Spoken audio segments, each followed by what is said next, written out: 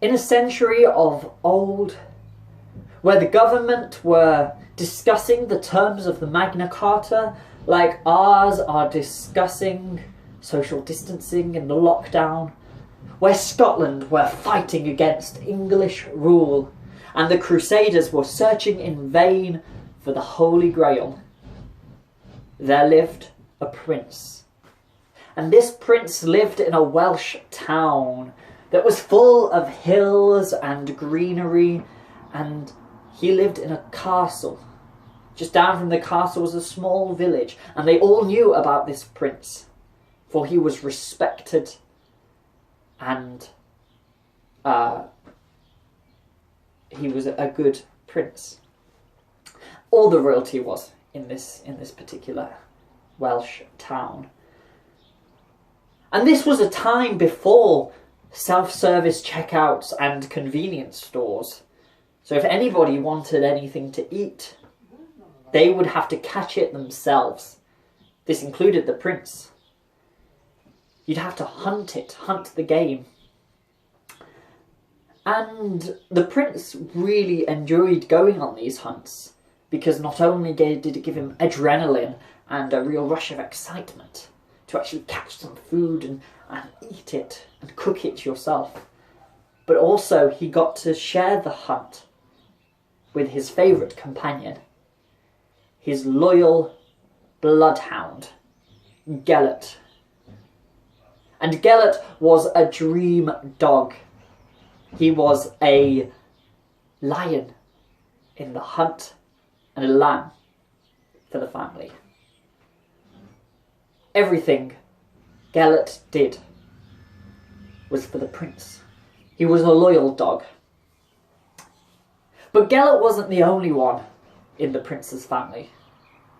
There was also a very young child whose mother tragically had passed away during childbirth, so the prince was left on his own to care for the child.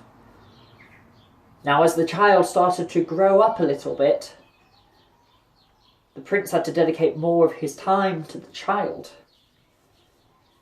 And because he couldn't be there all the time, most of the time he would get Gelert to look after the child like a guard dog.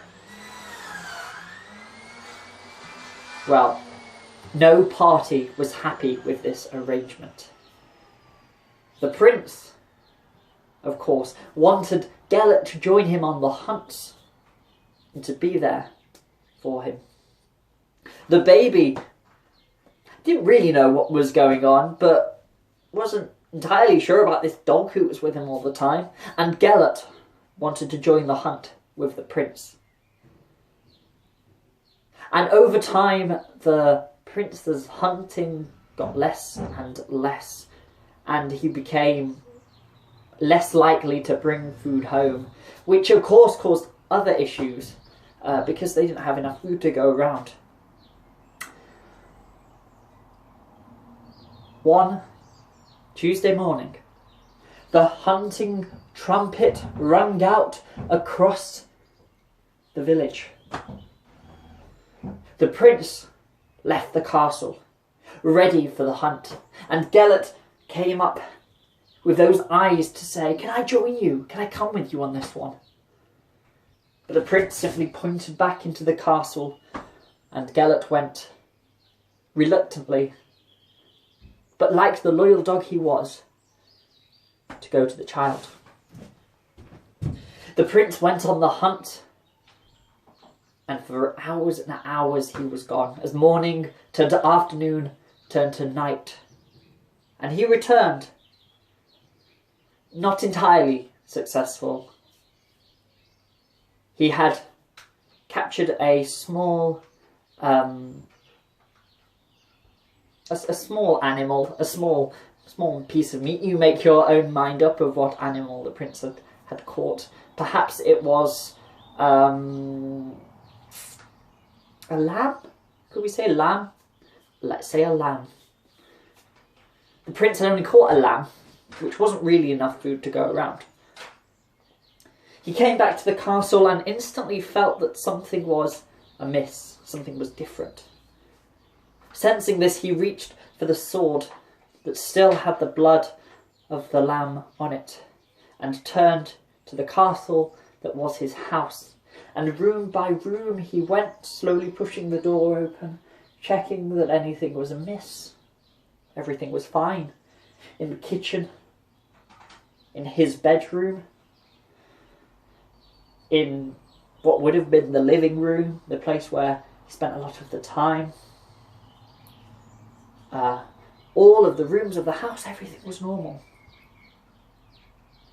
He left the room till last in which his son was sleeping.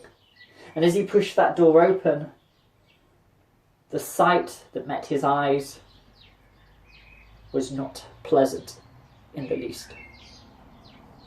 Against one wall there was blood, and this blood had dripped down slowly onto the floor. The crib in which his son slept was overturned on the floor, and his son was nowhere to be seen. And there was Gelert, who ran up to the prince as soon as he saw him, and the prince saw that in his teeth and around his face was fresh blood, the same blood that was on the wall. Well, the prince had hold of his sword, and I ask you, everyone who's watching this, what would you do in that situation? If your child, your son, your baby was missing, and you're more than a pet, your family member of a dog has blood in his face, hardly able to hide what had happened. Well, this is what the prince did. He took that sword that he was holding and he removed it from the sheath. He then stroked his dog, he stroked Gelert, and he brought him closer. And they met eyes, and Gelert gave that look that dogs give, but they're not entirely sure what's going on, but they like it. And the prince tried to give him a look that said, goodbye, as he slit the throat of his dog, and he cradled it. The blood ebbed from his throat. He then went over to a wall and collapsed into a ball of emotions. And he began to cry, but it wasn't a loud, passionate cry. It was a silent, pained cry. And he sat there for a long time, perhaps hours, until a new sound came. A real cry. A loud, screaming, bawling cry. The prince clocked that it was coming from beneath the underturned crib. And he picked up the cradle and slowly lifted it, and there underneath, his son, his baby, alive and well and bawling with tears, and on top of the baby there was a wolf whose neck had been bitten open. The wolf was dead. The prince quickly realised what must have occurred, and once he had comforted his baby and put him back to sleep in the cradle, he took his dog, Gelert, the body of Gelert, and he went out into the garden and he began to dig. And he dug and dug and dug until there was a grave. And he placed his dog into that grave and he put some stones on top of it and he engraved the name Gelert onto those stones. And then he filled it in And he walked to the nearby village and he went into the tavern and he called for the attention of everybody and he told them all about Gelert's sacrifice and what a wonderful dog he was and how loyal he was.